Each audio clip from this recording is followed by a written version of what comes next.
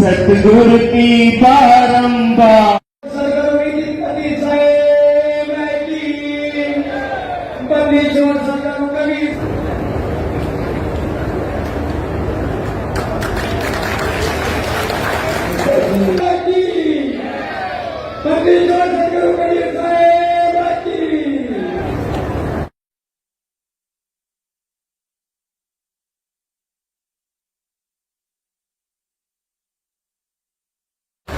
धन्यवाद police officer माननीय गुलाब सिंह जी और मुकेश जी के द्वारा इस भव्य प्रोग्राम को बहुत ही अच्छी तरह से बड़ी अच्छे तरीके से इसको निभाया गया पूरी जिम्मेदारी के साथ। एक बार इन दोनों के लिए भव्य तालियां हो जाए। और मैं चाहूंगा कि हमारे जितने भी देश के सेवक हैं, चाहे वो पुलिस में है चाहे वो फौज में है, हमने इन लोगों की सेवा करनी है। कैसे कर सकते हैं? अंगदान करके। पता लगे कि किसी फौजी की कोई एक्सीडेंट हो गया, कोई फौज में लड़ाई में घायल हो गया, तो हमने ज्यादा से ज्यादा उन लोगों की सेवा करनी है। हमारे माँ बाप जो इस शरीर को छोड़ के जाने वाले हैं, इस शरीर को जलाना नहीं है। साहिब बंदगी सतान। तो सबसे पहले पूरे ब्रह्मांड के अनंत कोट जीवों को आज का दिन बहुत बहुत मुबारक हो, क्योंकि आज ही के दिन बंदी छोड़ सतगुरु कबीर साहब हम जीवों के लिए इस काल के लोक में, इस मृत्यु लोक में, इस मृत्यु मंडल में, काशी में लहर तारा, वहां पर एक कमल के फूल के ऊपर एक बालक के रूप में प्रकट हुए। लहर तारा झील में जब वो प्रकट हुए, तब वहां से नीरू और नीमा, एक दंपति का जोड़ा वहां से गुजर रहा था। मुसलमान थे, कोई औलाद नहीं थी। तो कबीर साहब ने जब वहां लीला करी तो उन्हें एक बच्चे की प्राप्ति हुई और उन्होंने उस बच्चे को अपने साथ ले जाके उनका पालन पोषण किया। वही बंदी छोड़ कबीर साहब ये नहीं कि एक ही बार प्रकट हुए, बार बार प्रकट होते हैं, बार बार। किसके लिए? हम जीवों के लिए प्रकट होते हैं, हमें समझाने के लिए प्रकट होते हैं कि ये काल का लोक है मेरे भाई। यहां पता नहीं काल कब अपनी चाल चल दे, तुम्हारे हाथ पल्ले कुछ नहीं रह जाएगा। अब इस माया की दौड़ से आगे बढ़ो और जन्म मरण का चक्कर खत्म करने का सोचो, नहीं तो बार बार जन्मना, बार बार मरना, इसी चक्की में किसने चले जाओगे। तो आज वो शुभ दिन है जब कुल के मालिक अपनी लीला करने के लिए काशी में कमल के ऊपर प्रकट हुए। तो उन्हीं को याद करते हुए एक भरपूर जयकारा लगाना है और फिर सत्संग शुरू करेंगे। बोलिए परमपिता परमात्मा की, सतगुरु बंदी छोड़ कबीर साहिब की, सभी संतों की, सभी भक्तों की, इस गांव नगर बस्ती की, आज के आनंद की, सत्य सनातन धर्म की, साहिब बंदी सना। तो आज वो शुभ दिन आया है जिसे संतों की भाषा में सतगुरु बंदी छोड़ कबीर प्रगट दिवस कहा जाता है। प्रगट दिवस, ये जन्म दिहाड़ा नहीं है, ये कबीर जयंती नहीं है, ये कबीर प्रगट दिवस है। क्योंकि पैदा होने में और प्रगट होने में जमीन आसमान का अंतर होता है।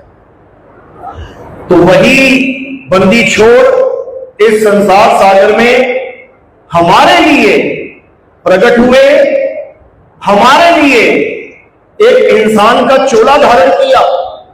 नहीं तो उन्हें किसी इंसान के चोले की जरूरत नहीं है, उन्हें किसी शरीर की जरूरत नहीं है, वो बिना शरीर के ही पूर्ण है। लेकिन हम लोगों के लिए वो इस संसार सागर में एक गुरु के रूप में आते हैं। और जब वो गुरु के रूप में आए तो उन्होंने अपना धर्म यानी कि ज्ञान देना शुरू किया। और जब ज्ञान देना शुरू किया तो मात्र 5 साल की उम्र थी। जब 5 साल की उम्र में वो ज्ञान देने लगे तो बड़े बड़े पंडित, बड़े बड़े मौलवी उनके ज्ञान के आगे धराशायी हो गए। उनके सवालों का ना पंडितों के पास ना मौलवियों के पास कोई जवाब ही नहीं होता था। हार से बचने के लिए वो एक तीर छोड़ते थे। क्या बोलते थे? अरे तेरा गुरु कौन है? ये ज्ञान कहां से लेके आया है? जब ये तीर चलाते थे तो कबीर साहब चुप हो जाते थे, क्योंकि उनका कोई गुरु था ही नहीं। तो बचने के लिए बस एक ही सवाल दागा जाता था, तेरा गुरु कौन है? तो कबीर साहब ने सोचा कि बात ऐसे नहीं बनेगी, अब मुझे गुरु धारण करना ही पड़ेगा। लेकिन उस वक्त जो गुरु थे सबसे मशहूर स्वामी रामानंद जी, वो केवल ऊंची जात वालों को, ब्राह्मणों को ही दीक्षा शिक्षा देते थे। कबीर साहब उनके पास गए कि हमें भी दीक्षा मिल जाए। 7 पर्दे लगा दिए गए कि इसकी शक्ल ना दिखाई दे जाए। दीक्षा देनी तो बहुत दूर की बात है, और उनको बाहर से ही वापस कर दिया गया कि हम नीच जात वालों को दीक्षा नहीं देते। अब करें तो करें क्या, क्योंकि उस वक्त ज्ञान केवल ऊंची जात वाले ही बांटते थे, ब्राह्मण ही बांटते थे। करें तो करें क्या, क्योंकि सब ब्राह्मणों को ही गुरु मान बैठे थे। करें तो करें क्या? तो कबीर साहब ने एक लीला कर डाली। कौन सी लीला? पंचगंगा घाट पे वाराणसी में सुबह सुबह अंधेरे में तड़के 3:30-4 बजे 6 महीने का बालक बनके सीढ़ियों में लेट गए। अब जब गुरुजी आए नहाने के लिए तो क्या हुआ? अंधेरे में राम राम करते जा रहे थे, एकदम पैर सीढ़ी पे जैसे ही नीचे रखा तो कबीर साहब के सिर पे लगा। अब छोटा सा बच्चा 6 महीने का सिर पे पैर लगा तो रोने का नाटक करने लगे, साहिब रोने लगे। अब 6 महीने का बच्चा, वो क्या जाने शूद्र है, राजपूत है, ठाकुर है, बाणिया है, क्या है, उठा के उसको गले से लगा लिया। बोले बेटा रो मत, राम राम बोल। तो जब उन्होंने बोला राम राम बोल तो कबीर साहब को वही दीक्षा हो गई। उन्होंने उसी राम नाम के मंत्र को दीक्षा ले बना लिया। लेकिन उनको पता था मैं कल को जाऊंगा और बताऊंगा गुरुजी आपने मुझे नाम दिया, तो ये मानेंगे नहीं। तो क्या किया उन्होंने? उसी गुरुजी के गले की माला तोड़ दी और सारे मन के गिर गए, मात्र एक मन का कबीर साहब ने अपने हाथ में रख लिया। वही एक मन का तुम लोगों के गले में पड़ा हुआ है। जब नाम दीक्षा लेते हो तो एक मनके की माला दी जाती है, हीरा माला कहते हैं उसे। ये वो निशानी है कि तुम गुरु वाले हो, निगुरे नहीं हो। तो यही मनका कबीर साहब ने अपने हाथों से अपने गले में पहना और चले गए अगले दिन गुरु जी के पास। अब जहां भी ज्ञान देते जा रहे हैं, कोई पूछ रहा है कि भाई तेरा गुरु कौन? तो कहते मेरा गुरु रामानंद। अब पूरे शहर में हल्ला मच गया कि रामानंद तो कबीर का गुरु कैसे हो गया? ये तो छोटी जात वालों को दीक्षा देते ही नहीं है। पहुंच गई बात रामानंद जी के पास, बुलाया गया कबीर साहब को। तो कबीर साहब जब वहां पहुंचे, रामानंद ने फिर 7 पर्दे लगवा दिए। हाँ कबीर, तू क्या कहता है, मैं तेरा गुरु, तू मेरा चेला? कहते हाँ गुरु जी। अरे मैंने तुझे कब दीक्षा दी? अरे हाँ गुरुजी, दीक्षा मिली है मुझे। झूठ बोलता है। नहीं गुरुजी, चल तुझसे मैं बाद में निपटता हूं, पहले मैं अपनी पूजा खत्म करके आता हूं। सुबह का समय है, पूजा करते हैं। कैसी पूजा करते हैं? मन में पूजा करते हैं। मन में कन्हैया की, ठाकुर की मूर्ति को कपड़े उतारे, नहलाया धुलाया, कपड़े पहनाए, माला पहनाई और फिर मुकुट लगा दिया। ये उनकी दिनचर्या थी। अब जब लगे पूजा करने, सारा ध्यान कबीर में है। अब ठाकुर की मूर्ति के कपड़े उतारे, नहलाया धुलाया, कपड़े पहनाए, मुकुट पहना दिया। मुकुट पहना के क्या सोच रहे हैं? अरे ये क्या हो गया, हार तो पहनाया ही नहीं। आज तक ऐसा नहीं हुआ कि बिना हार पहनाए मुकुट पहना दिया हो मैंने। ये मेरी पूजा खंडित कैसे हो गई? अभी इतना ही सोच रहे थे कि बाहर से आवाज आई, अरे गुरुजी पूजा खंडित नहीं हुई है, आप बिना मुकुट उतारे हार का धागा तोड़ के गले के पीछे से बांध दो, पूजा खंडित नहीं होगी, मुकुट नहीं उतारना पड़ेगा।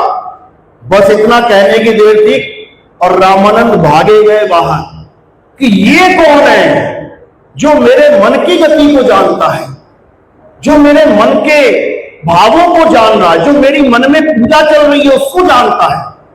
तो कबीर साहब को अंदर लेके आए, बोले महात्मा जी आप कौन हो? कहते मैं वही हूं जो आपको पंचगंगा घाट पे बालक के रूप में मिला था। तो वो कहते वो तो 6 महीने का बालक था मात्र, तुम तो इतने बड़े हो। तब कबीर साहब ने वहां पे 6 महीने का बालक बन के भी दिखाया, 2 रूप दिखाए अपने। तब गुरु को यकीन हो गया कि ये कोई आम बालक नहीं है, ये जग का तारणहार है। तब कबीर साहब ने अपने गुरु को अच्छे से समझा दिया कि जो ज्ञान मैं दे रहा हूं उसी से जीव का कल्याण होगा। गुरुजी आप भी ज्ञान को समझो। इस दुनिया में एकमात्र कबीर साहब ऐसे गुरु हैं जिन्होंने अपने गुरु तक को ज्ञान दिया है। बाकी सब किसी ना किसी गुरु से ज्ञान लेते ही आए हैं। तो हमें गर्व है कि हम ऐसे गुरु के शिष्य हैं। तो आज उसी गुरु का प्रकट दिवस है। तो जब लीला समाप्त करने का समय आया तो कबीर साहब काशी छोड़ के मगहर जाने लगे। ये प्रचलन में था कि जो काशी में मरेगा उसको जन्नत मिलेगी, स्वर्ग मिलेगा, और जो मगहर में मरेगा उसको दोजख मिलेगी, नरक में जाएगा। तो कबीर साहब ने जाते जाते इस भ्रम को भी तोड़ दिया। वो काशी छोड़ के मगहर पहुंच गए। कहते हैं काशी तज गुरु मगहर आए, दोनों दीन के पीर, और कोई गाड़े कोई अग्नि जलावे, खोज न पाया शरीर, जपोरे मन केवल नाम कबीर। तो कहते हैं काशी छोड़ के मगहर पहुंच गए। अब मगहर पहुंचे 120 साल के थे जब, तो सबको संदेशा भेज दिया भी अब जाने का समय हो गया है, आप अंतिम दर्शन करने आ जाओ। तो सारे चेले पहुंच गए। अब उनके चेले हिंदू भी मुसलमान भी, यहां पर भी हिंदू मुस्लिम सब बैठे हैं। हिंदू हिंदू कौन है? हाथ खड़ा करो। ये सब हिंदू हैं। मुसलमान कौन है? हाथ खड़ा करो। ये लोग मुसलमान हैं। सिख कौन है? हाथ खड़ा करो। ये सिख हैं। ईसाई कौन है? अभी नहीं आए, कोई बात नहीं, आएंगे, सबको आना है। तो कहते हैं वहां पर हिंदू और मुस्लिम यानी राजा बघेल और बिजली खान पठान अपने 60,000 सैनिकों के साथ आए कि गुरुजी शरीर छोड़ेंगे तो इनको हिंदू रीति रिवाज से हम जलाएंगे। अब मुसलमान सोचें गुरुजी शरीर छोड़ेंगे तो हम इनको दफनाएंगे। अब वहां पे तो युद्ध छिड़ गया। कबीर साहब ने देखा माहौल गर्म हो रहा भाई, अब क्या किया जाए? तो कहते हैं ठीक है मैं अपनी कुटिया में जा रहा हूं, थोड़ी देर बाद आ जाना और जिसने जैसे संस्कार करना है कर लेना, पर लड़ो मत। तो क्या हुआ? कबीर साहब कुटिया में चले गए, चादर तान के लेट गए। अब आवाज बाहर से आई आसमान से आवाज क्या आई?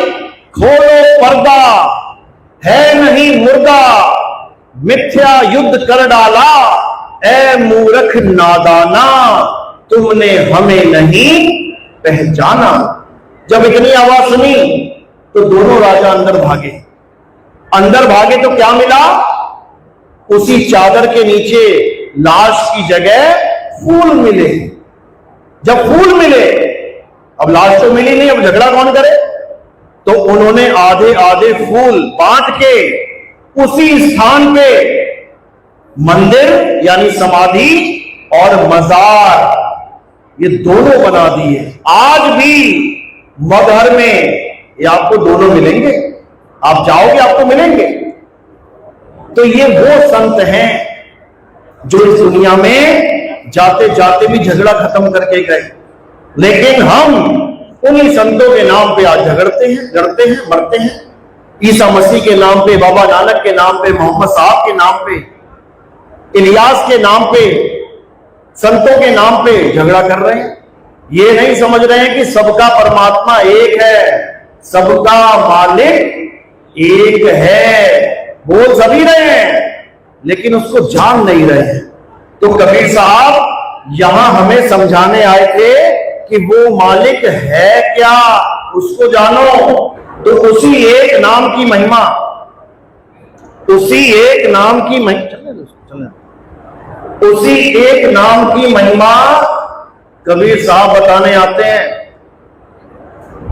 अरे यार, कबीर साहब उसी एक नाम की महिमा बताने आते हैं, और वो नाम क्या है जो आप झंडों पे देख रहे हैं। आप झंडों पे देख रहे हैं, क्या देख रहे हैं? सतनाम। कबीर साहब इस संसार में आते हैं सतनाम बताने के लिए, उसकी महिमा समझाने के लिए।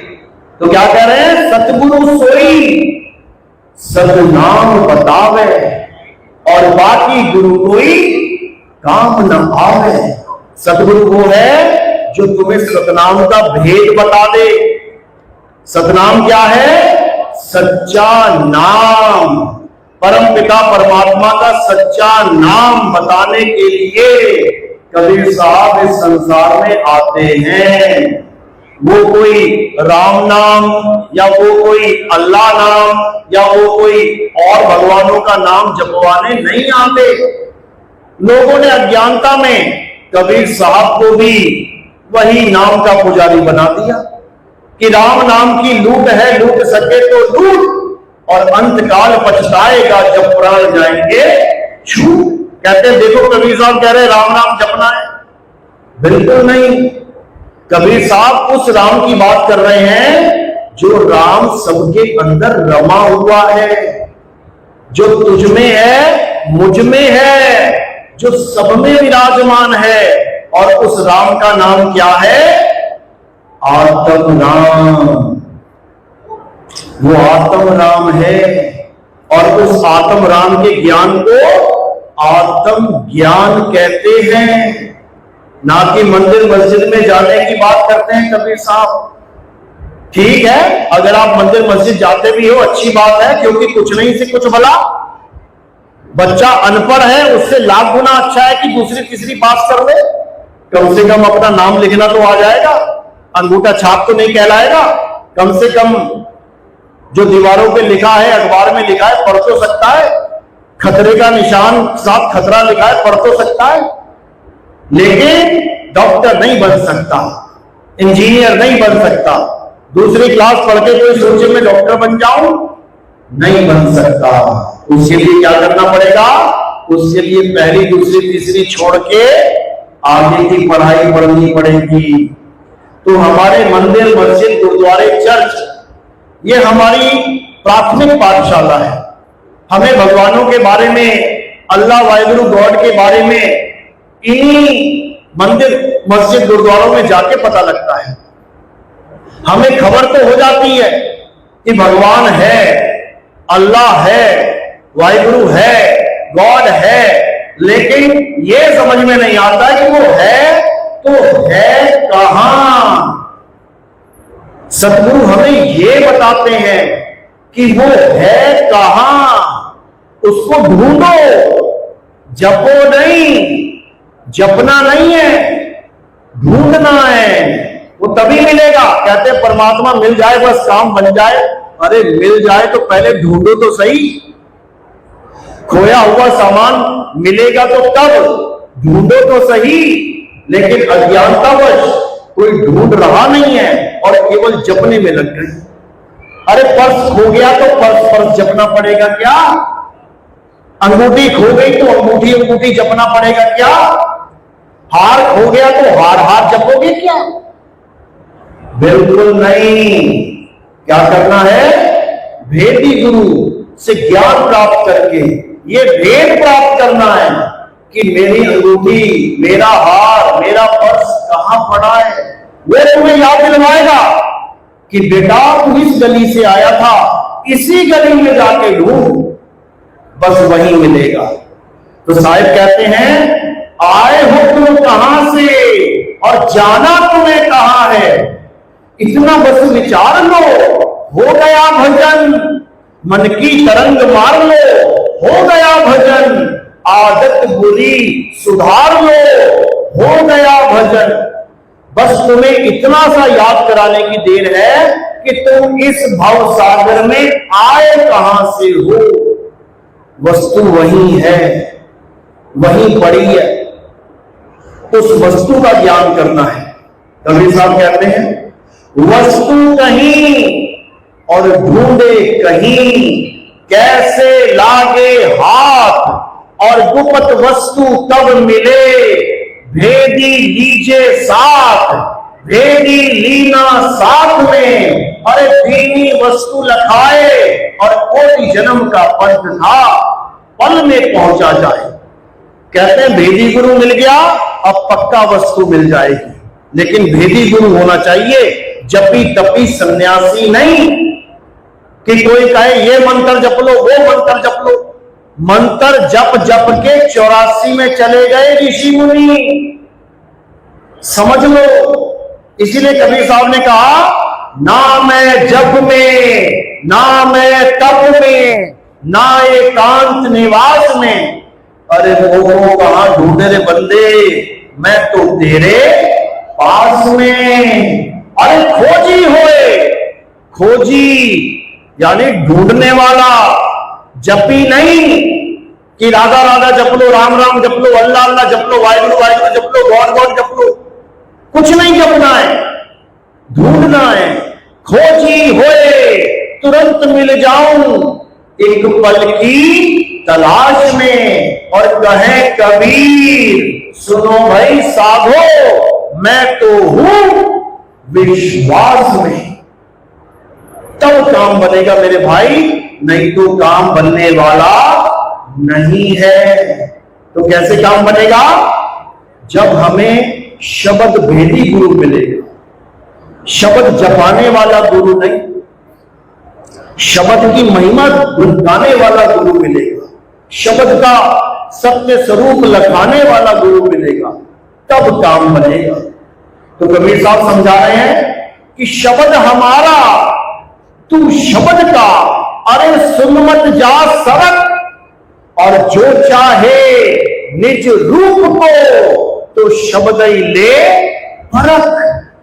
कहते हैं अगर तू अपने निज स्वरूप को प्राप्त करना चाहता है तो ऐसा गुरु धारण कर ले जो तुझे शब्द का भेद समझा दे, यानी तेरे ही सत्य स्वरूप का भेद तुझे बता दे, तब तेरा कल्याण होगा, नहीं तो नहीं होगा। क्योंकि सार शब्द हमारा स्वरूप है, मंत्र जंतर नहीं है जो इंसानों ने बना डाले हैं। साहिब समझा रहे हैं तंत्र मंत्र सब झूठ है, अरे इनमें ना उलझे टोए, और सार शब्द जाने बिना काला हंस ना होए। कहते हैं सार शब्द यानी तुम्हारा सत्य स्वरूप जाने बिना तुम्हारा ये जन्म मरण का रोग कटने वाला नहीं है। चाहे तुम किसी बाबा के पास चले जाना, चाहे उसके लाखों करोड़ों शिष्य क्यों ना हो, अगर उससे तुम्हें कोई मंत्र जंतर पकड़ा दिया तो मेरे भाई मुक्ति होने वाली नहीं है।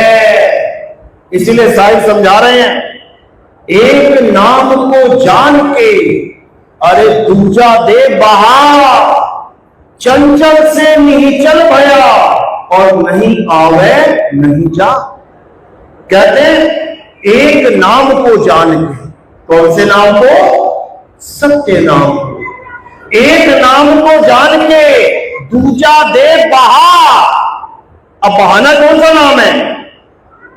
ये जितने भी नाम इंसानों ने बना डाले हैं, हजारों लाखों करोड़ों नाम इस इंसान ने बना डाले हैं, उसी नामों को पकड़ के बैठ गया है। लेकिन कबीर साहब क्या कर रहे हैं? उन नामों को बहा दे, तब कल्याण होगा। चाहे करोड़ों नाम क्यों ना हो, बहा दे। अरे कोटि नाम संसार में, इनसे मुक्ति ना होए, और गुप्त नाम सतपुरुष का बूझे बिरला कोई। वो सत्य पुरुष का गुप्त नाम, उससे होगा तुम्हारा कल्याण। लेकिन हमें नहीं पता, इसलिए जो कोई गुरु पकड़ा देता है लेके बैठ जाते हैं। अब नहीं, अब जाग जाना है। बहुत सो लिए, अरे मैं कहता हूं जागत रहियो, और तू जाता है सोई रे। और तेरा मेरा मनवा कैसे एक होई रे। मैं कह रहा हूं जागत रहना, और तू सो जाता है गफलत की नींद में। जागने का मतलब ये नहीं कि तुम आगे खोल के जागते रहना रात भर। जागने का मतलब है होश में आ जाना। होश में आओ, अपने स्वरूप को जानो। अपने आप को ये हाड मांस बाल खाल मत समझ लेना। होश में आ जाओ। अभी बेहोश हो, अभी इस कपड़े को अपना स्वरूप मान बैठे हो, इसलिए बेहोश हो। और जब सच्चा गुरु मिल जाएगा तब तुम्हें होश में ले आएगा, फिर तुम अपने स्वरूप को जान पाओगे। झूठा गुरु क्या करेगा? नाम जपवाएगा, और सच्चा गुरु स्वरूप लखाएगा। सच्चा गुरु क्या करेगा? नाम छुड़वाएगा, और सत्य स्वरूप लखाएगा। सोई गुरु पूरा कहावे, जो दो अक्षर का भेद बतावे। एक छुड़ावे एक लखावे, तब प्राणी निज घर को जावे। यानी 52 अक्षरों को छुड़वा देगा, और तुम्हें तुम्हारा सत्य स्वरूप लखा देगा। समझ लो। तो कहते हैं गुरुआ तो घर घर फिरे, और कौड़ी केर 50, अपने रूप की खबर नहीं, और शिष्य कर्म की आस। आज जितने भी गुरु बैठे हैं, ये नाम मंत्र देने वाले, ये अजपा जाप जपवाने वाले, ये कानों में उंगलियां डलवाने वाले, अनहद नाद सुनाने वाले, ये सब वो गुरु हैं जिनसे सावधान रहने की शिक्षा दी थी कबीर साहब ने।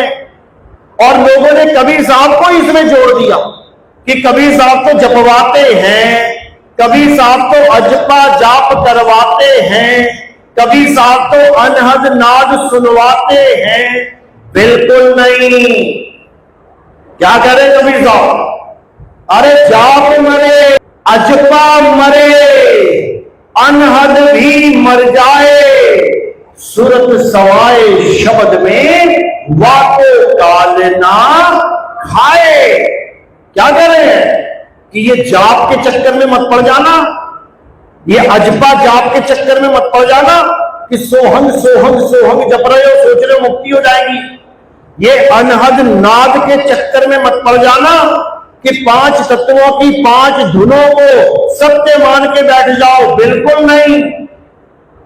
ये 5 तत्वों की 5 धुनें भी खत्म हो जाएंगी। इसीलिए बोला अनहद भी मर जाए। तो साहिब समझा रहे हैं अनहद के बारे में।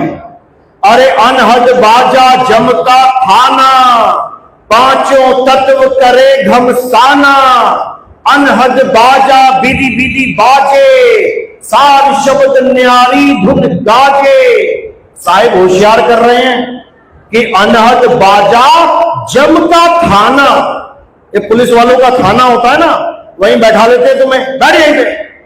इसी प्रकार अनहद बाजा जम का थाना, वहीं बैठा लेगा तुम्हें कि बड़ी आनंद वाली धुन चल रही है, अब यहीं बैठ, और तुम सारी उम्र वहीं उसके थाने में बैठे रह जाओ। उसके बाद कान पकड़ के फिर 84 में डाल देगा। तो साहिब सावधान कर रहे हैं, अनहद बाजा जम का थाना, ये पांचों तत्व करे घमसाना। ये 5 तत्व का खेल है। इन 5 तत्वों की ही 5 धुनें हैं। तत्व शांत होंगे, धुन भी शांत हो जाएगी। ये वो धुन नहीं है, ये वो सार शब्द नहीं है जिसका हम प्रचार करते हैं। कबीर साहब कह रहे हैं कि सार शब्द नहीं बाची हो, मानो एक बारा, अक्षर पुरुष पेड़ निरंजन वाकी डारा। कह रहे अगर सार शब्द है तभी बचोगे, मेरा यकीन करना। अगर तुम ये जंतर मंतर पकड़ के बैठ गए तो बड़े बड़े योगियों को ये काल खा गया, एक को भी नहीं छोड़ा इसने। सबके सब काल के मुंह में ही जाएंगे, क्योंकि 3 लोक का राजा यही काल भगवान है। अभी 2 मिनट में युद्ध शुरू कर देना, लाशों के ढेर लग जाएंगे। और ये कहीं आसमान में नहीं बैठा है। कहां बैठा है ये तुम्हारे अंदर बैठा है। जो 2 राष्ट्रपति 2 प्रधानमंत्री जब साइन कर रहे होते ना, हाँ युद्ध शुरू कर देना है, वो अंदर ही करवा रहा है साइन, वही बैठा है, वही अंदर से आदेश दे रहा है, हाँ परमाणु बम मारो। कहां बचोगे? तो कह रहे 3 लोक में लागी आग, और कहे कबीर कहां जई हो भाग। कहां भागोगे? देश छोड़ के चले जाओगे किसी देश में, जब परमाणु बम गिरेंगे हर शहर के ऊपर गिर जाएंगे, कहां बच के भागोगे? जमीन के नीचे छुप जाओगे, कहां जाओगे? आसमान में उड़ोगे, कहां उड़ोगे? ये 3 लोग काल भगवान मुंह में लेके बैठा है। कबीर साहब समझा रहे हैं, अरे 3 लोग एक जेल है। और ये बाबा लोग क्या कह रहे हैं, अरे 3 लोग तो परमात्मा ने तुम्हारे लिए बनाया है, ये तुम्हारा घर है परमात्मा का। अच्छा, तो तुम क्यों ठेका लेके बैठे हो कि यहां से मुक्ति दिलवा दोगे? अरे मुझे मेरे परमात्मा के घर से मुक्ति दिलवाने आए हो? इतना भी नहीं समझ पाते ये अज्ञानी जी। तो साहिब समझा रहे हैं, अरे 3 लोग एक जेल है। जैसे हमारा एक योद्धा अभिनंदन पाकिस्तान में पैराशूट से कूद गया था, अब उसको कहां ले गए वो लोग? जेल में। अब कोई कहे अरे वो पाकिस्तान नहीं, वो हिंदुस्तान है, जेल ही हिंदुस्तान है, मान लोगे क्या? नहीं मान सकते। तो कह रहे 3 लोग एक जेल है, और पाप पुण्य 2 जाल, सारा जग भोजन बना और खाने वाला काल। अभी तुम्हें नहीं पता ये काल भगवान क्या है। बड़े बड़े ऋषि, बड़े बड़े महर्षि, बड़े बड़े भगवानों को इसने गर्भ में उल्टा लटका दिया। अभी नहीं समझ रहे हो तुम काल भगवान क्या है। बड़े बड़े भक्तों से उन्हीं के भगवानों को श्राप दिलवा दिया। अभी तुम नहीं समझ रहे हो ये काल भगवान क्या है। नारद मुनि के जैसों से 24 घंटे बोलते थे नारायण नारायण। जिस प्रभु का नाम 24 घंटे लेते थे उसी प्रभु को श्राप दिलवा दिया, गंगा जल उठा के श्राप दे डाला। बताओ, ये काल भगवान बहुत शातिर है, याद रखना।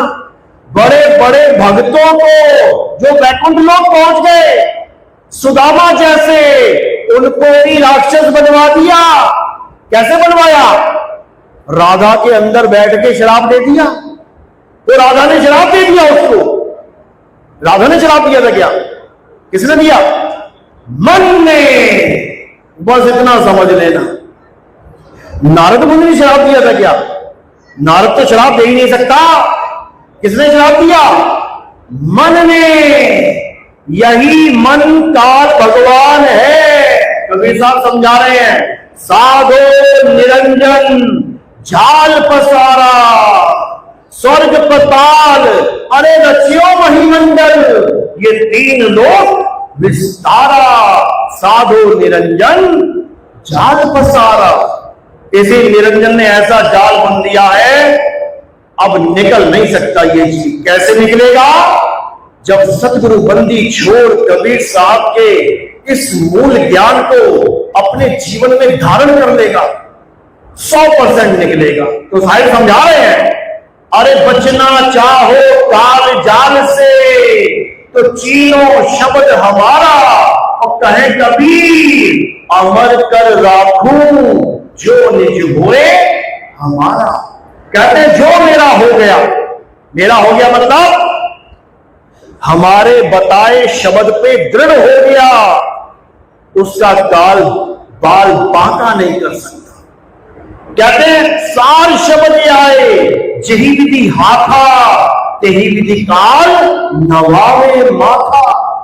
कहते तेरे सिर की, तेरे आगे सिर झुका देगा वो, और तुम्हें क्या करना है? उसके सिर के ऊपर चढ़ जाना है। ये रामपाल जी वाला काल नहीं है कि आएगा भागा भागा और तुम ओम सोम करोगे और हो जाएगा काम। इससे कुछ नहीं होगा। समझ लो ये कौन सा काल है? ये वो काल है जिसके बारे में कबीर साहब समझाते हैं। अरे देव निरंजन सकल शरीरा, और तामे भ्रम भ्रम रहल कबीरा। ये वो वाला काल है, हर इंसान के पास अपना काल विराजमान है, सबके पास काल है, अपना अपना काल लेके घूम रहे हैं सारे। अब इसी काल के सिर पे पैर रख देना है। अरे काल के सिर पे पांव दे, सतगुरु के उपदेश, और साहिब बाह पकड़ के ले चले अपने देश। अब ये काल भगवान जो सारे संसार को अपने मुंह में रखता है, ये तुम्हारा बाल बांका नहीं कर सकता। याद रखना, ये तुम्हें मार नहीं सकता। क्यों? क्योंकि तुम शरीर हो ही नहीं। तुम क्या हो? तुम आत्मा हो। यही समझा रहे हैं कबीर साहब कि शब्द हमारा, तू शब्द का, अरे सुन मत जा सरक, जो चाहे निज रूप को शब्द ही ले परख। अगर अपने आप को जानना चाहता है कि तू आखिर है क्या, तो शब्द भेदी गुरु को ढूंढ। शब्द भेदी गुरु ही तुम्हें तुम्हारे स्वरूप का भेद बता सकता है, अन्यथा हर गुरु तुम्हें आदमी और औरत बना के रखेगा सारी उम्र, और खुद को भी आदमी मान लेगा। अपनी फोटो की अगरबत्तियां करवाएगा, अपनी फोटो की धूप करवाएगा, दिया जलवाएगा। क्यों? क्योंकि वो सोच रहा है ये उसका रूप है। क्यों? क्योंकि अपने रूप को जानता ही नहीं है, अपने आत्म स्वरूप को जानता ही नहीं है। इस हड्डी मांस खाल बाल को अपना रूप मान के उसकी पूजा करवा रहा है, अपना भी जन्म बर्बाद कर रहा है, और लाखों चेलों का भी। अब कहां जाएगा? अभी कहां बैठा है? अभी अपने अपने आश्रमों में बैठा है, खा रहा है, पी रहा है, मजे कर रहा है। लाखों चेले हैं, लाखों करोड़ों रुपया दे रहे हैं, कहीं जाने की जरूरत ही नहीं है। अजगर की तरह पड़ा हुआ है, मजे कर रहा है। अब अजगर की तरह पड़ा हुआ है तो क्या बनेगा? अजगर ही बनेगा। तो साहिब समझा रहे हैं, अरे झूठा गुरु अजगर बना, और लख 84 जाए, और सारी संगत चींटी बनी, तोड़ तोड़ के खाए।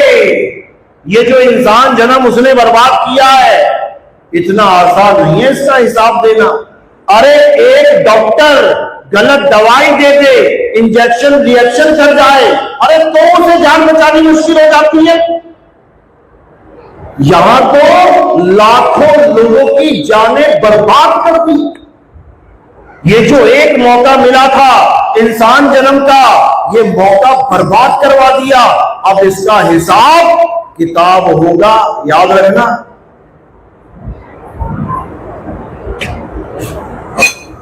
इसीलिए कबीर साहब बार बार समझाते हैं कि भाई गुरु करो जान के पानी पियो छान के, ये तब बोलते थे 600 साल पहले। अब क्या है, अब गुरु ही गुरु है दुनिया भर के। यूट्यूब खोलो, 1 गुरु 2 गुरु 4 गुरु 10 गुरु 100 गुरु है। चेले छोटे, चेले कम पड़ गए, गुरु इतने हो गए। टीवी खोलो, दे गुरु पे गुरु, दे गुरु पे गुरु। तो कबीर साहब कह रहे हैं अरे गुरु करो छान के और पानी पियो जान के। आज पानी पानी में फर्क नहीं है। आज जो तुम लैट्रिन बाथरूम में पानी यूज करते हो, अगर वो भी ग्लास भर के रख दिया जाए और आरओ का भर के रख दिया जाए, तुम इन आंखों से पहचान नहीं पाओगे कौन सा पीना है कौन सा गलत है। कह रहे हैं पानी पियो जान के और गुरु करो छान के। पूरी छलनी लगानी है। जब हम छानते हैं तो क्या होता है, मोटा मोटा पार्टिकल ऊपर रह जाता है और महीन महीन नीचे चला जाता है। जैसे हम सूप से जब हम छानते हैं तो गेहूं अपने पास आ जाता है और धूल ढककर सब बाहर चला जाता है। बस यही मीटर तुमने लगा देना है। तो साहिब क्या कह रहे हैं, कौन सा गुरु धारण करना है? महिमा तो सबकी का ही है। गुरु मेरे सभी बड़े अपनी अपनी ठौर, शब्द विवेकी पारखी सो माथे का मोह। महिमा सबकी का ही है, लेकिन कह रहे हैं महिमा जिसकी अपरंपार है, जो सिर का मौर है, वो कुछ और है। वो कौन है? शब्द विवेकी पारखी। वो ज्यादा कुछ करने की जरूरत नहीं है। अगर सब लोग अपने गुरुओं से केवल ये सवाल पूछ लें कि शब्द विवेकी पारखी होता क्या है, 99% जागृति हो जाएगी। लेकिन बेचारा कोई जानता ही नहीं है कि शब्द का विवेक भी करना होता है। वो शब्द को जाप समझ बैठे हैं। गुरु ने दे दिया जपले ओम ओम, ले लिया ओम ओम। गुरु ने कहा जपले राम राम, ले लिया राम राम। गुरु ने कहा जपले वाहिगुरु वाहिगुरु, ले लिया वाहिगुरु वाहिगुरु। गुरु ने कहा जपले अल्लाह अल्लाह, ले लिया अल्लाह अल्लाह। यानी विवेक नहीं लगाया कि जो नाम मुझे मिल रहा है वो असली नाम है भी या नहीं, उससे मेरा कल्याण होगा भी या नहीं। समझो। तो इसलिए कबीर साहब दोनों नामों का भेद समझा रहे हैं कि कौन सा नाम असली, कौन सा नकली। पहले नकली को समझ लेते हैं। नकली का मतलब होता है मैन मेड, प्राकृतिक नहीं है वो। जैसे कोई झरना है, एक झरना प्राकृतिक है और एक आदमी ने बना दिया। जो आदमी ने बनाया है, तुम वहां जाओगे पता है क्या कहोगे, अरे बनाया हुआ लग रहा है ये प्राकृतिक नहीं है, मजा नहीं आया यहां पे। एक है प्राकृतिक और एक है बनावटी। तो नाम भी दो हैं, एक है प्राकृतिक यानी अपने से है, और एक है बनाया हुआ। किसने बनाया? इंसानों ने बनाया। किससे बनाया? अक्षरों से बनाया। समझो, अक्षर कैसे बने? जीभ से बनाए, होठ से बनाए, कंठ से बनाए। तो कबीर साहब समझा रहे हैं कि 52 अक्षर जीभ आधारा, आदि अक्षर जीभ से न्यारा। समझा दिया मालिक ने कि दोनों का विवेक कर लो। शब्द विवेकी पारखी यही विवेक देता है। एक मैनमेड नाम और एक परमात्मा का स्वयं से सिद्ध नाम। तो क्या कह रहे हैं? 52 अक्षर जीभ आधारा। आज अगर जीभ काट दी जाए सबकी तो सारे नाम खत्म। कौन बोलेगा नाम? ये सारे नाम जीभ से ही बोले जा रहे हैं। तो कबीर साहब समझा रहे हैं होठ कंठ लागे नहीं, अरे जीव्या नहीं उच्चार, और गुप्त वस्तु जो लखे सो निज हंस हमार। यानी मेरा हंस वो है जो ये नाम जाप के चक्कर में नहीं पड़ेगा, वो वस्तु को जानेगा, वो वस्तु को पहचानेगा। साहिब वस्तु की बात कर रहे हैं, लेकिन अज्ञानी जीव इसी मंत्रों को साधते रह जाते हैं। मंत्रों को साधने से क्या होता है? रिद्धियां सिद्धियां मिल जाती हैं, फिर फंस गए जाल में। अरे रिद्धियां सिद्धियां भी नहीं चाहिए, क्या चाहिए? अपना आत्म स्वरूप चाहिए। रिद्धियां सिद्धियां आ गए तो एक दूसरे के सिर फोड़ते फिरोगे, माथे फोड़ते फिरोगे एक दूसरे के। समझ लो, ये जितने भी युद्ध हो रहे हैं ये रिद्धियों सिद्धियों के युद्ध हैं। ये जितने भी युद्ध हो रहे हैं ये सब असलहों के युद्ध हैं। मेरे पास AK-47 है, अच्छा मेरे पास AK-56 है, आजा फिर। मेरे पास हाइड्रोजन बम है, अच्छा मेरे पास एटम बम है, आजा फिर। ये सब रिद्धियां सिद्धियां ही हैं। इनसे परे होना है, अपने आत्म स्वरूप को जानना है कि मैं क्या हूं। जिस दिन तुम्हें यह समझ में आ गया कि मैं क्या हूं, उस दिन तुम्हें समझ में आ जाएगा कि वो क्या है। क्योंकि जो तू सो हम, इसी को सिखों ने यहोवा बोला है, ईसाइयों ने, यहूदियों ने। इसी को मुसलमानों ने अनल हक बोला है। इसी को हिंदुओं ने अहम ब्रह्मस्मि बोला है। इसी को सब संतों ने अपना सत्य स्वरूप बोला है। इसी को ईसा मसीह ने I and my father are one बोला है। इसी को साईं बाबा ने, जब उनका इंटरव्यू लिया गया मजिस्ट्रेट के सामने, उनसे सवाल जवाब हुए, तब जब उनसे नाम पूछा तुम्हारा नाम क्या है, बोले साईं। कहते तुम्हारे पिता का नाम क्या है, बोले साईं। वो हैरान हो गए कि जो बाप का नाम वही बेटे का नाम, ऐसा कैसे हो सकता है। वो समझ ही ना पाए कि वो बात किसकी चल रही है। अरे सत्य स्वरूपी नाम साहिब का, सो निज नाम हमारा। जो परमात्मा का नाम है वही मेरा नाम है। तो परमात्मा का क्या नाम है? परमात्मा का नाम सत्य नाम है। और मेरा नाम भी सत्य नाम है। इसीलिए कहते हैं सतगुरु सोई सत्य नाम बतावे, बाकी गुरु कोई काम ना आवे। सतगुरु वो है जो तुम्हें तुम्हारा नाम दे दे, किसी और का बावन अक्षरी नाम ना जपवाए। तो कह रहे तो ही मोही तो ही अंतर कैसा। ये अंतर को ही खत्म करना है। जिस गुरु ने अंतर छोड़ दिया तो समझ लो कि शब्द निरंतर मिलने वाला नहीं है। और जिस गुरु ने अंतर ही खत्म कर दिया, समझ लो अब वो दोबारा 84 में जन्म मरण में आने वाला नहीं है। तो नानक साहब क्या कह रहे हैं? आत्मा परात्मा एको करे, अंतर की दुविधा अंतर मरे। गुरु ऐसा मिल जाए जो सारे अंतर ही खत्म कर डाले, तब समझना कल्याण होगा। नहीं तो आना जाना कभी खत्म होने वाला नहीं। तो आज वो समय आ गया है जिसके लिए बड़े बड़े संतों ने, बड़े बड़े महात्माओं ने, हर धर्म की किताबों ने संकेत दिया था कि एक ऐसा समय आएगा जब चारों तरफ त्राहिमाम हो रहा होगा।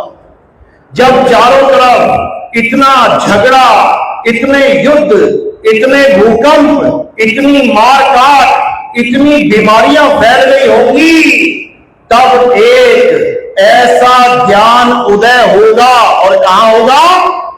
अमेरिका में, जर्मनी में, जापान में, कहां होगा?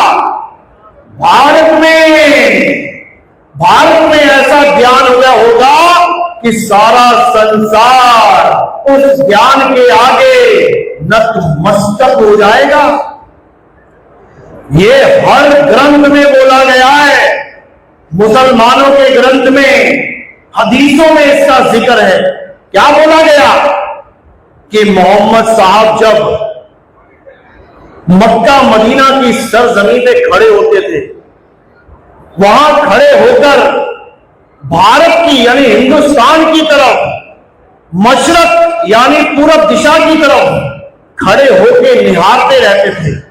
और जब कोई उनसे पूछता था कि साहेब आप पूरब दिशा की तरफ देखते रहते हो, आखिर ऐसा क्या है वहां पे, तब वो क्या कहते थे कि मुझे पूरब दिशा से एक खुशबू आती है, अमन की खुशबू आती है, चैन की खुशबू आती है, प्रेम की खुशबू आती है। हो ना हो गजवाए हिंद वहीं से शुरू होगा। ये गजवाए हिंद क्या है? लोग नफरत करते हैं गजवाए हिंद सुनने से। हिंदू कहते हैं ये पूरा हिंदुस्तान मुसलमान बना देंगे ये लोग गजवाए हिंद करके। अरे तुम्हें गजवाए हिंद का मतलब ही नहीं पता। और जो मुसलमान ये सोचते हैं कि गजवाए हिंद का मतलब है कि हिंदुस्तान को इस्लामिक स्टेट बना देंगे, ये भी उनका भ्रम है। जो सच्चा मुसलमान है, जो ज्ञानी मुसलमान है, वो अच्छे से जानता है हदीस में क्या लिखा है। उसमें यह लिखा है कि कलयुग में सतयुग लाने वाला हिंदुस्तान में ही आएगा। यही बाइबल में लिखा है कि इस बार ईसा मसीह पश्चिम में नहीं आएंगे, इस बार कहां आएंगे? पूरब से पश्चिम की तरफ आएंगे। और वो कौन होंगे? बिल्कुल क्लियर लफ्जों में लिखा हुआ है, जिसको हम कहते हैं न्यायाधीश, जज लिखा है वहां पे कि वो जज बन के आएंगे, न्यायाधीश बन के आएंगे। न्यायाधीश क्या करता है? सत्य और असत्य का फैसला करता है। यही कबीर साहब ने कबीर सागर में बोला कि एक समय ऐसा आएगा धर्मदास, जब इस दुनिया में काल के 12 पंथ चल रहे होंगे, जीवों को बचने का रास्ता नहीं मिल रहा होगा, तब हम स्वयं चल के आएंगे और इस काल के 12 पंथों को, सभी दुनिया के पंथों को एक कर देंगे। यह पहले से लिखा जा चुका है 600 साल पहले। तो साहिब ने समझाया 12 पंथ काल फुरमाना, भूले जीव न जाए ठिकाना, 13वें पंथ हम ही चले आए, सब पंथ मेट के एक पंथ चलाए।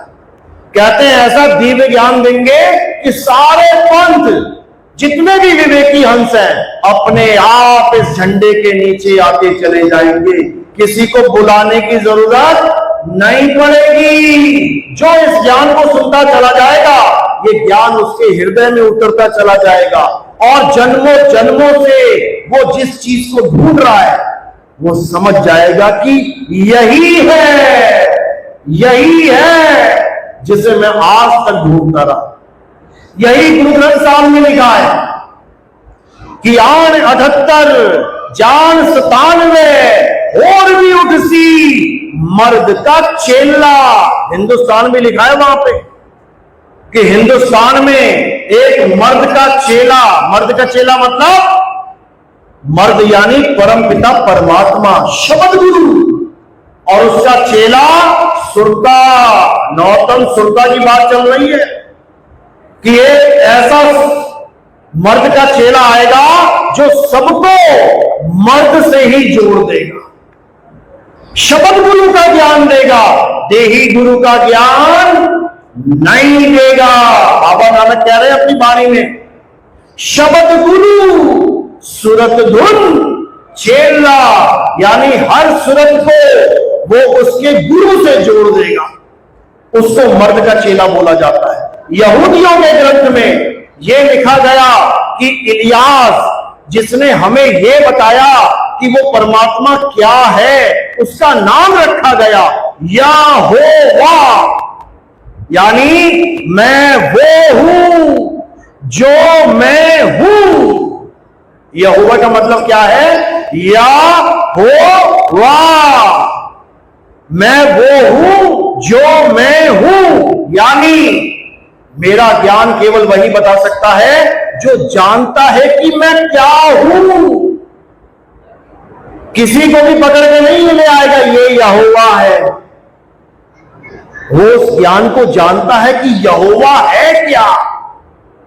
यही इलियास कहते हैं दोबारा आएंगे और इस पूरे संसार को यहोवा का ज्ञान नहीं। यही महात्मा बुद्ध के ग्रंथ में लिखा गया कि एक महात्मा बुद्ध तो मैं हूं, मेरे जाने के हजारों साल बाद एक और बुद्धा आएगा। क्या नाम है उसका? मैत्रेय बुद्धा।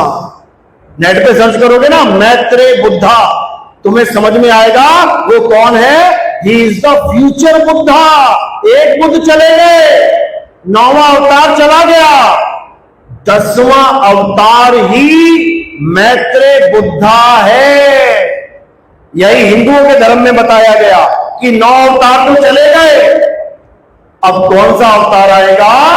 कल्कि अवतार। कैसे आएगा?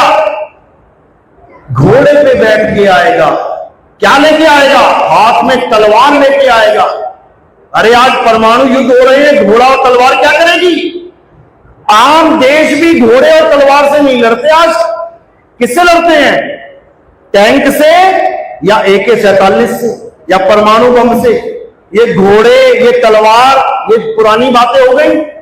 तो कल्कि अवतार कौन सा घोड़ा कौन सी तलवार लेके आएगा भाई? बुद्धि के घोड़े और विवेक की तलवार लेके आएंगे कल्कि अवतार। अच्छे से समझ लो, इसी का जिक्र हर ग्रंथ में बोला गया। बाबा जय गुरुदेव ने क्या बोला कि अभी तो जो मैं पंथ चला रहा हूं ये तो छोटा सा पंथ है, अभी तुम्हें पता भी नहीं होगा कि आखिर पंथ कहते किसे हैं। जब वो आएगा जिसका एक नाम, एक भाषा, एक झंडा होगा, तब तुम जान पाओगे पंथ कहते किसे हैं, प्रचार कहते किसे हैं। क्या बाबा जय गुरुदेव एक नाम देते थे? कितने नाम देते थे? 5। कौन कौन जय गुरुदेव वाले हाथ खड़ा करो।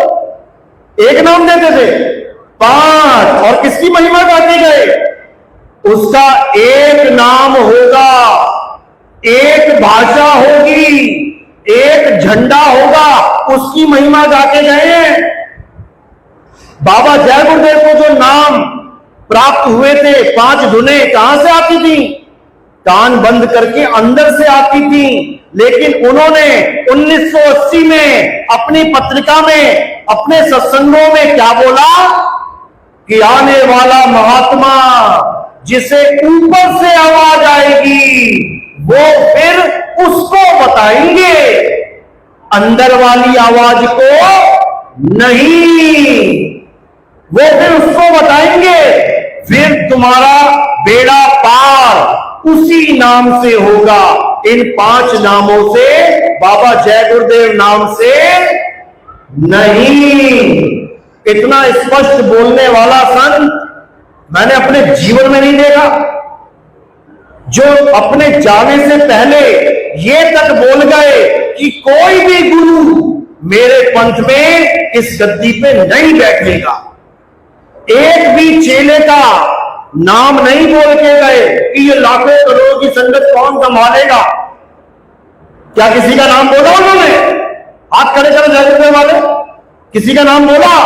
नहीं। लेकिन आज ये सारे उसी माल खजाने के पीछे गुरु बन के बैठे हैं।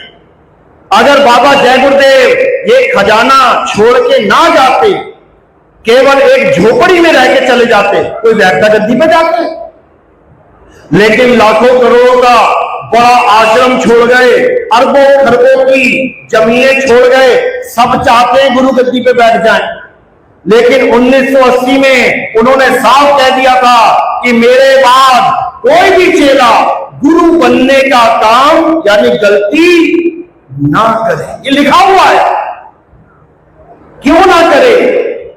क्योंकि अगर मेरी गद्दी पे कोई बैठ गया तो वो पक्का उसका विरोध करेगा जो आने वाले हैं। वो माया के वश आके उसका विरोध करेगा और फिर लाखों करोड़ों का इंसानों का बेड़ा गर्क हो जाएगा। क्योंकि अब 5 नाम से मुक्ति नहीं होगी, वो खेल खत्म हो गया है। अब आगे की पढ़ाई शुरू हो रही है, अब आगे का ज्ञान मिलने जा रहा है, और उसको 5 नाम का ज्ञान नहीं, उसको आत्म ज्ञान कहते हैं। जल में नींद प्यासी, मोहे देखत आवे हासी, आत्म ज्ञान बिना नर भटके, कभी काबा कभी काशी। समझ लो। तो अब क्या करना है? अब कोई नाम जाप, अब कोई पत्थर पूजा, अब कोई मंत्र जंतर तंत्र, अब कोई परिक्रमा, अब कोई नदी नालों में स्नान नहीं करना है। नहाने के लिए कर सकते हो, मैल छुड़ानी है नदी में नहा लिए, कोई बात नहीं, लेकिन कहो मैल छुड़ाने के साथ पाप कर्म भी छूट जाएंगे, वो ना छूटे।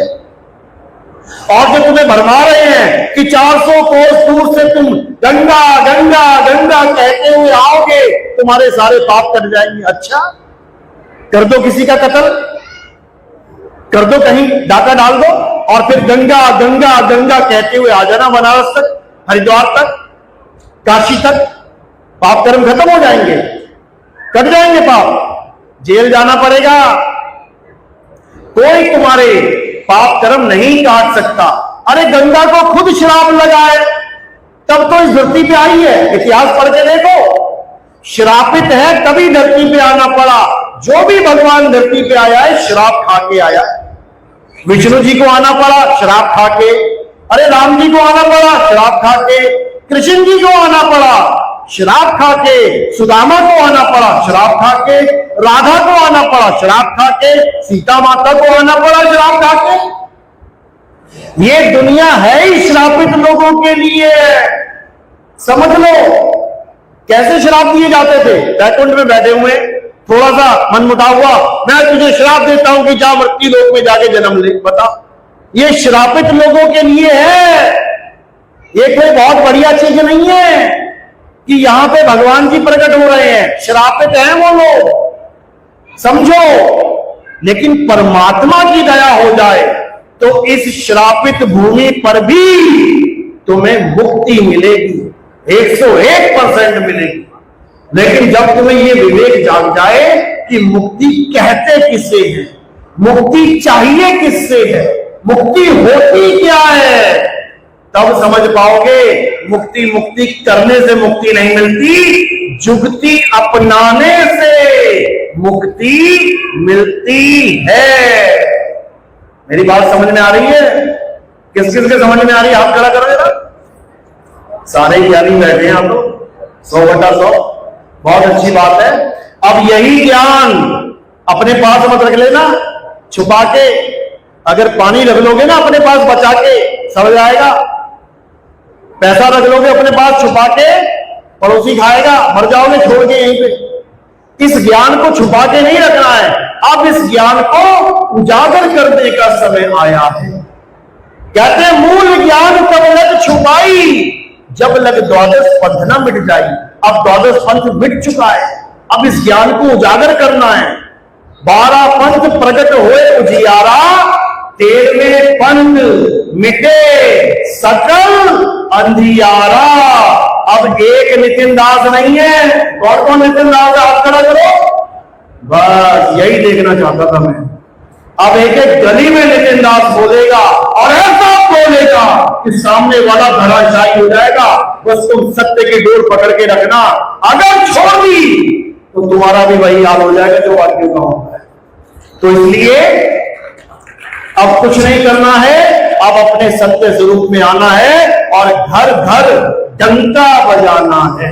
चलो, तो आज का सत्संग यही था। मैं कहना चाहूंगा कि सारे जगतवासियों को कबीर साहब के प्रकट दिवस पे लाखों लाख बधाइयां, करोड़ों बधाइयां। और कि कबीर साहब का जो सिद्धांत है हम उसको जाने, हम आत्मज्ञान को पहचाने। हम सब आत्मा हैं, अलग अलग शरीर धारण करके हम अलग अलग दिखाई दे रहे हैं। अलग अलग शरीर धारण कर लिए हैं, इसलिए अलग अलग धर्मों में, जातों में चले गए हैं। अब हमने एक होना है, आत्मज्ञान को प्राप्त करना है। आत्मज्ञान ही वो ज्ञान है जो सारे संसार को एक कर सकता है। उसके बिना हम एक नहीं हो सकते। ये झगड़े, ये नफरत, ये फसाद, ये दंगे कभी खत्म नहीं हो सकते। केवल आत्मज्ञान ही हम सबको एक कर सकते। हमसे दर्शक जुड़ सकते हैं, हमारे YouTube चैनल है कहत कबीर सुनो भाई साधो, एक तो ये चैनल है और एक है कहत कबीर सुनो भाई साधो नितिन दास। आप और भी चैनल देख सकते हैं, आप केवल नितिन दास के सत्संग लिखेंगे, आपको 50 चैनल, सैकड़ों चैनल मिल जाएंगे। साधना टीवी पे भी हमारे प्रोग्राम आते हैं, आप उससे भी जुड़ सकते हैं। ईश्वर टीवी और दिव्या पे भी हमारे प्रोग्राम चलने वाले हैं। साहिब जी, गाजियाबाद में आपके लगातार कार्यक्रम हो रहे हैं, दिल्ली में कब और किस तरह से आने वाले वक्त में प्रोग्राम होंगे? दिल्ली में भी हमारे प्रोग्राम होंगे, बिल्कुल होंगे। गाजियाबाद हमारा बहुत ही बढ़िया भव्य प्रोग्राम होता है हर बार, और हम चाहेंगे कि दिल्ली में भी हो और बहुत जल्दी हो। रामपुरी गाजियाबाद से, और जो है मैं यहाँ पे पिछले 20-25 साल से मैं अपने यहाँ इस पद से जुड़ी हूँ। ज्ञान जो है ये वो एक सच्चा ज्ञान है, और यहाँ यही ज्ञान जो है परमात्मा से सीधा मिलाने वाला ज्ञान है कि हम इस ज्ञान के द्वारा ही परमात्मा से मिल सकेंगे। खुद को जानना ही खुदा को जानना है, हम जब तक खुद को नहीं जानेंगे हम खुदा को नहीं जान सकते। तो यही सच्चा ज्ञान है, इसके अलावा और कोई ज्ञान हमें समझ नहीं आ रहा, क्योंकि कबीर जी ने कहा है कि ना मैं जप में, ना मैं तप में, ना मैं नाद में, वो तो कहा ढूंढे ने बते, मैं तो तेरे पास में। तो वो हमारे पास ही है और हम ढूंढते हैं मंदिर और मस्जिदों में। तो यहाँ आके मुझे सच्चाई नजर लगी, हमारे गुरु ने हमारे को देख परमात्मा से जोड़ा है। हम एक गुरु होते हैं जहाँ तक अपने साथ जोड़ के रखते हैं, और यहाँ गुरु वो रास्ता पता चला जो एक परमात्मा से जुड़े हो। तो इतना मतलब अब मेरे को आत्मिक ज्ञान पता चला यहाँ पे कि आत्मा का आत्मा से प्रेम और ज्ञान क्या होता है, वो मैंने यहाँ पे जाना है। तो मैं और महसूस भी किया मैंने, और दीक्षा के अकॉर्डिंग मैंने उसको अनुभव भी किया है। तो मैं इसको बिल्कुल श्योर हूँ कि मैं आज यहाँ पे जो 3-4 साल से जो यहाँ भक्ति की है, मैं बिल्कुल 101% श्योर हूँ। और मैं सब भगत भाइयों को ये कहूंगी कि इस ज्ञान को समझे और अपने जीवन का कल्याण करें, क्योंकि नहीं तो ये जीवन, अगर मनुष्य जीवन हाथ से निकल गया तो फिर तो सब व्यस्त है, फिर तो कुछ तो भी सब गया। फिर तो सबसे मैं यही विनती करूंगी ज्ञान को समझो। साहिब बंगी, मैं उदयपुर से हूँ और मैं स्टार्टिंग से भक्ति मार्ग में हूँ। तो मेरे जीवन में मैंने कई गुरु किए, कम से कम लगभग 8-10 गुरु मैं अभी तक कर चुका हूँ। लेकिन मेरा लक्ष्य था कि मुझे उस परमपिता परमात्मा को प्राप्त करना। लेकिन मैं जहाँ भी गया, लेकिन हर गुरु ने कुछ न कुछ दिया, किसी ने मंत्र दिया, किसी ने जप दिया, किसी ने तप दिया, किसी ने कुछ दिया। लेकिन जब मुझे नितिन साहिब जी का सत्संग मिला तो उन्होंने मुझे जो कुछ भी दिया वो सब चुरा लिया, और उन्होंने मुझे वो परमपिता परमात्मा दे दिया, जिसकी खोज में कई युगों से ऋषि मुनि पीर पैगंबर सब उनकी खोज में लगे हुए हैं। वो नितिन साहिब जी ने हमें उनके स्वरूप के बारे में बताया, और हमें बताया कि आपका स्वरूप और परमात्मा का स्वरूप अलग नहीं है, आप और वो एक ही है। और हर गुरु किसी न किसी मत से पंथ से जोड़ रहे हैं, लेकिन हमारे जो सदगुरु है नितिन पति साहिब, वो किसी से न जोड़ के वो हमें हमारी आत्मा से जोड़ रहे हैं, और हमारी आत्मा में ही उस परमपिता परमात्मा के दर्शन करवा रहे हैं। यात्रा के बारे में बताएं कि गाजियाबाद में शुरू हुई चंदन नगर से यात्रा। हाँ जी, यात्रा हमारी यहाँ से शुरू हुई आज चंदन नगर होके, और कम से कम 5 किलोमीटर हमारी यात्रा चली, और वहां से हम यात्रा निकाल के वापस हमारे यहाँ पे मंच तक आए, और यहाँ पे आके हमने हमारा सत्संग प्रारंभ हुआ और भी सत्संग। और ये मेरे भाई हैं, ये हमारे कुलीग हैं। तो गुरु जी के सत्संग में हम आते रहते हैं, यहाँ पे जुड़ के आत्मा को अच्छी शांति मिलती है। हम इस दुनिया में आए हैं, हमें जाना कहाँ पर है, हमें ये पता चलता है गुरु जी के शरण में आके, और एक सच्चे गुरु में हमें राह मिलती है कि हमें क्या करना है।